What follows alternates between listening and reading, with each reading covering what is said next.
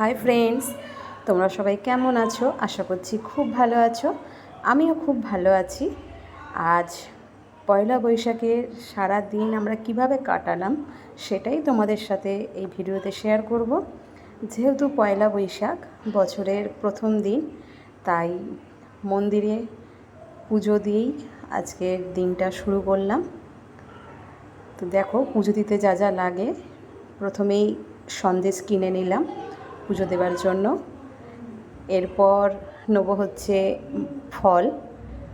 তো প্রায় অনেক রকমেরই ফল ছিল, আমি ওই 4-5 রকমের ফল নিয়ে নিয়েছি পুজো দেওয়ার জন্য। নেওয়া হয়ে গেছে ফল। এবার আস্তে আস্তে মন্দিরের দিকে যাব। এটা হচ্ছে আমাদের সিদ্ধেশ্বরী মায়ের মন্দির, যেটা অনেক পুরনো।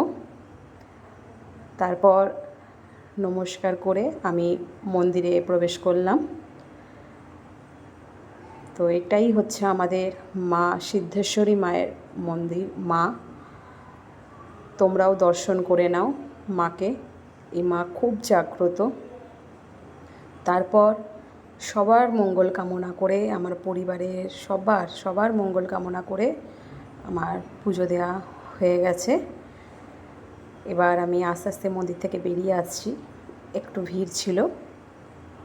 তারপর বেরিয়ে এসে আমি মাকে ধূপ মোমবাতি দেখিয়ে নিচ্ছিলাম। যেহেতু ভেতরে ধূপ মোমবাতি দেখানো অ্যালাউ নেই, তাই বাইরে থেকেই মাকে ধূপ মোমবাতি দেখিয়ে নমস্কার করে নিলাম। তারপর হয়ে গেছে পুজো দেয়া, আমরা বাড়ি ফিরব। তারপর বাড়ি ফিরে এই যে আমি রেডি হয়ে নিয়েছি বাজার যাব বলে। তো যেহেতু নববর্ষের দিন, তাই দুপুরের খাবারের আইটেমগুলো একটু অন্যান্য দিনের থেকে আলাদা হবে। তো আমরা যাচ্ছি হচ্ছে এখন কালীবাবুর বাজার, যেখানে প্রায় সব রকমের মাছই পাওয়া যায়।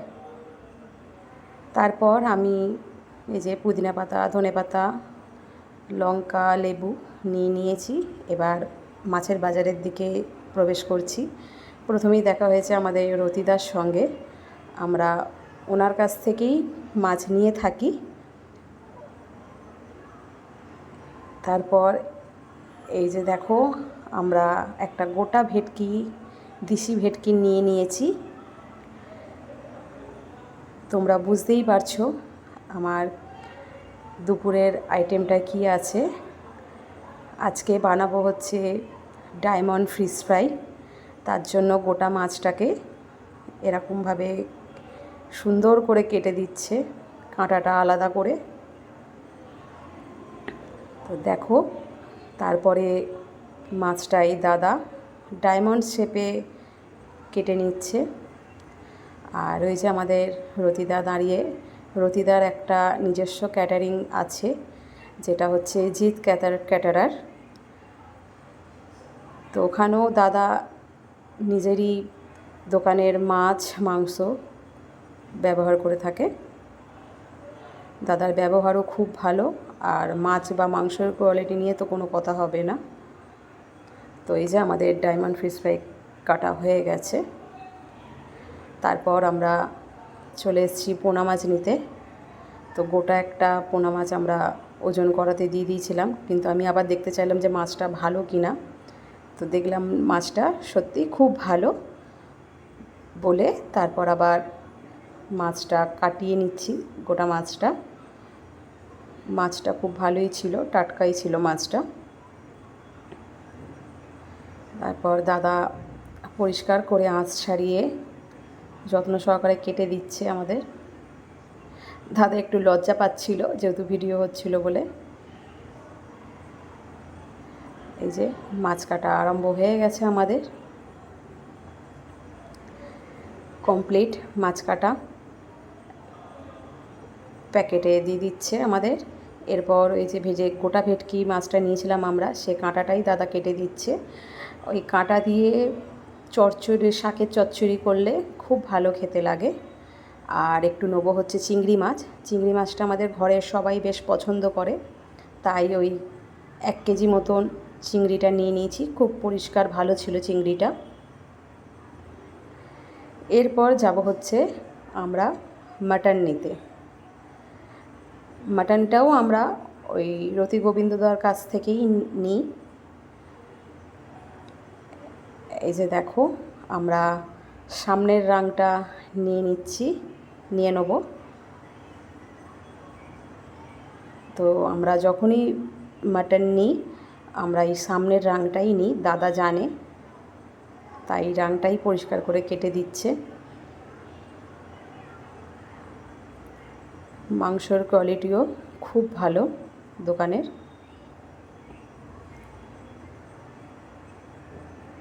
তো আমরা নেব হচ্ছে 1.5 কিলো মাংস। দাদাকে তাই বলছিলাম যে ভালো করে কেটে দিতে, যাতে না বাড়িতে গিয়ে আমাকে আবার পিস করতে হয়। তো দাদা পরিষ্কার করে ভালো করেই কেটে দিয়েছে। তো মাংসর সঙ্গে সঙ্গে একটু মেটেও নিয়ে নিলাম।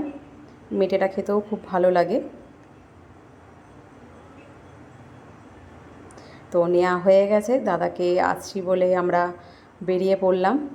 একটু দেরি হয়ে গেছিলো যেহেতু তাড়াতাড়ি গিয়ে রান্না বসাতে হবে। তো দেখো, রান্না আমি বসিয়ে দিয়েছি।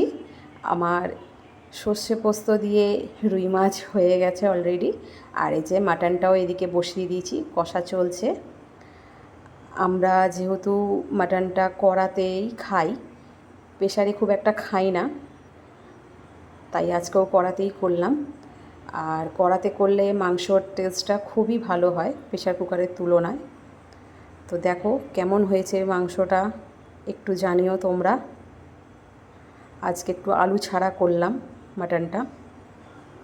এবার নামিয়ে নেব। এরপর যাব হচ্ছে আমাদের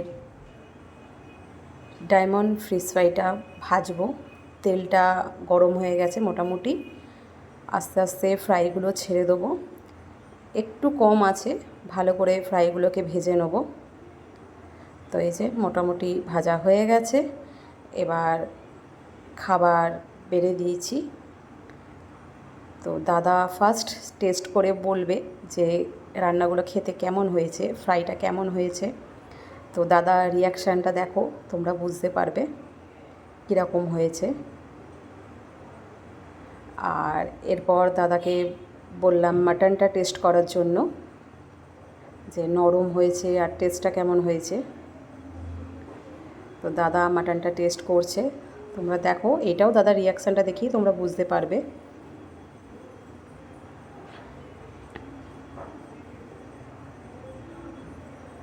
রান্না যদি সবাই ভালো বলে খুবই ভালো লাগে, যেহেতু অনেক কষ্ট করে রান্নাটা করতে হয়, বিশেষ করে এই গরমেতে।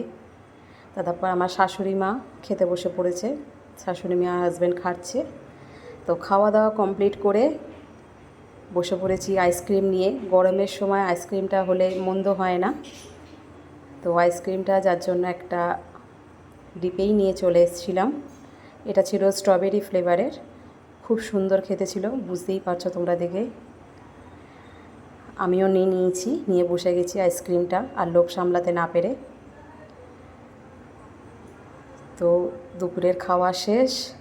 এবারে আমরা সন্ধেবেলা চলে এসেছি সোনার দোকানে হালখাতা করতে। প্রায় প্রত্যেকটা সোনার দোকানেই আজকের দিনে এই জিনিসটা হয়ে থাকে, আবার কিছু কিছু দোকানে অক্ষয় তৃতীয়ার দিন হয়। তো দেখো, আমি এসেই দাঁড়িয়ে গেছি। প্রচণ্ড ভিড় ছিল। ওইদিকে ফুচকা বসিয়েছিল আর এইদিকে ছিল আইসক্রিমের স্টল। তো ইনি হচ্ছে আমাদের সোনার দোকানের দিদি। ওনার ব্যবহারও খুব ভালো, ওনাকে বারবার করে তাকাতে বলছিল, একটু লজ্জা পাচ্ছিলেন উনি। তারপর এই যে আমি আইসক্রিমের লাইনে দাঁড়িয়ে গেছি। পুরো মারামারি হচ্ছিলো একবারে আইসক্রিমের সামনে। যাই হোক, আমি আইসক্রিমটা পেয়ে গেছি, একটা বাইট দিয়ে নিলাম। তারপর আমি বলছিলাম দেখো যে যুদ্ধ করে পেয়েছি আইসক্রিমটা। তো চলো, আজকের মতন ভিডিওটা এখানেই শেষ করি। তোমরা সবাই খুব ভালো থেকো, সুস্থ থেকো। আর আমার ভিডিওটা ভালো লেগে থাকলে please like, comments and share করে দিও। বাই।